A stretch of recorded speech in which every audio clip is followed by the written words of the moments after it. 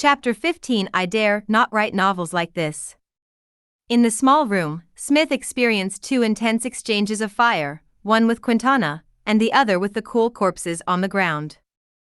Quintana went to the bathroom to change clothes and nurse the wailing baby. Russell and Smith were touching the corpse.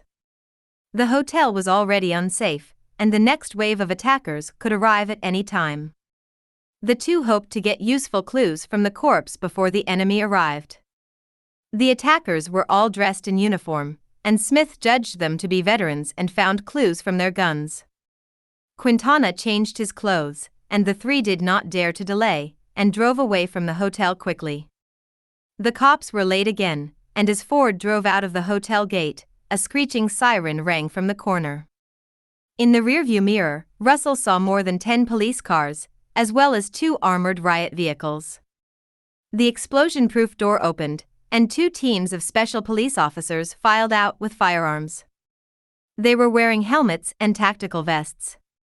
When they turned around, they showed white English behind the black vests. S.W.A.T. Russell frowned. He still knew SWAT. Under normal circumstances, he would not be dispatched. The main task was to deal with extreme violent crimes. Usually, the targets he faced were the most heinous gangsters and underworld power gangs. The appearance of this group of people means that Russell and Smith have been labeled as heinous crimes by the people above. Ding! The host touches S.W.A.T. and triggers the lottery session. Is it drawing now? Well, there's at least one more piece of good news. While comforting himself, Russell started the lottery, and soon, he got a character card in the prompt of the system.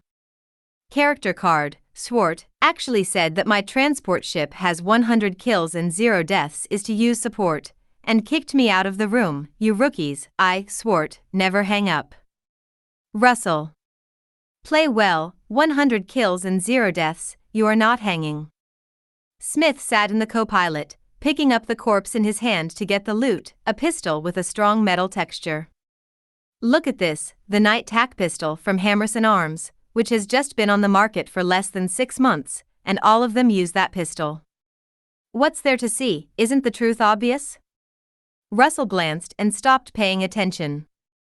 He had never heard of a weapons company named Humorous. It was a weapons company that only appeared in the plot. You can think of it with your toes. The attacker and this company related. Smith holds the same opinion. It is not that he is too smart, but that the enemy is too stupid and makes a special trip to send clues. Russell drove the Fords outside the city, and they were being chased everywhere, and had to deal with them in the car for the night. The 2 gentlemen had no problem. Quintana had the back seat with the baby. She was a hard worker, and she was satisfied with a place to stay. Probably because they had carried guns together, Smith's attitude towards Russell gradually became friendly, and he took the initiative to briefly narrate the strange things he encountered. Russell understood the whole story, and both of them were curious about the confusing life experience of the baby. What kind of identity could attract such a crazy pursuit? Smith decided to visit the so-called Humorous Arms Company. Russell had no idea of joining in the fun and chose to stay on the grounds of protecting Quintana and the baby. Quintana didn't want Smith to take the risk alone, but Smith nodded in agreement. Only by ensuring the safety of Quintana and the baby could he make a bold vote. The operation was scheduled for the next day, and Smith left early in the morning. His plan was very simple: first infiltrate the Humorous Arms Company, and the rest acted according to opportunity. The simple and rude plan made Russell speechless for a while, and he was even more sure that Smith was the hero of the new copy, because this is the treatment that only the protagonist can get.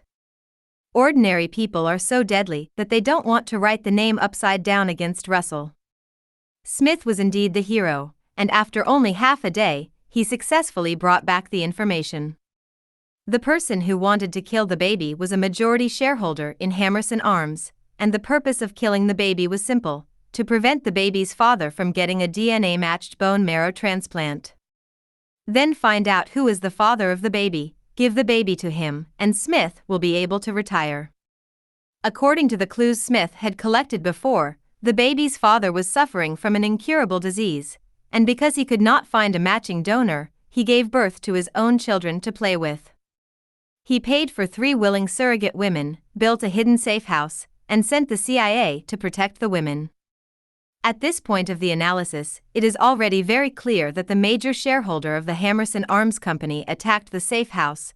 The baby in Smith's hands was the only survivor, and the baby's unknown father was a very powerful man, because he blocked John. The interests of the Moss and Arms Company, which did everything possible to kill him.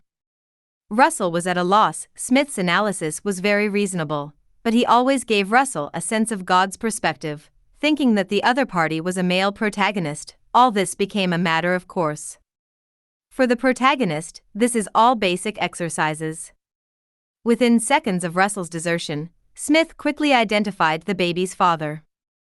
He picked up a newspaper with a cake on it, pointed to the smeared congressman on it, and said with certainty, "It's him, Rat. Senator Rich. Russell, why? He's powerful enough to mobilize the CIA, and he's a staunch gun banner. He's spoken about it more than once. If he's president, Humorous Arms will go bankrupt." Russell. Forgive me, it's hard to accept, your reasoning is too fantastical, and you wouldn't dare to write a novel like that. Also, this newspaper appeared at the right time. Quintana chose brainless support for his sweetheart's fantasy reasoning. If we contact Congressman Rutledge, will it be safe? No, it will only get worse.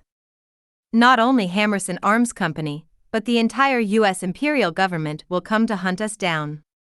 Smith said solemnly, "You have to leave here with your children, and you can't come back until I resolve everything." How are you going to solve it? Fight against a country? Quintana shouted loudly. She didn't want Smith to risk again. There was no hope at all. She gave up a bit. Smith grabbed Quintana in Cheshire and met his soulful eyes. "Trust me, I'll fix it all, for you." Russell coughed, beside him, to signal his presence. Useless. Russell. The baby began to howl and cry. Quintana's blurred eyes were clear. He pushed Smith away and switched to mother mode. Smith stared at the side. Russell didn't want to get involved in this incident, but if Smith was unfortunate and honorable, he would run for nothing. After counting the cards in the interface, he decided to do something. "I understand your kindness, and I can handle it alone." Smith glanced at Quintana, and for the first time whispered to Russell, "Protect her and the child, I can't live without them." Seeing the tough guy bowing his head, Russell's heart softened. "No problem, I will give them to you in good condition. Don't hide your secrets during training." Smith smiled lightly and raised his fist. "Of course. If you add money, I will consider teaching you some unique skills. Diapers and milk powder are a lot of expenses."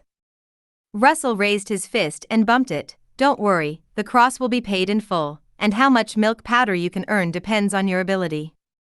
Smith was happy.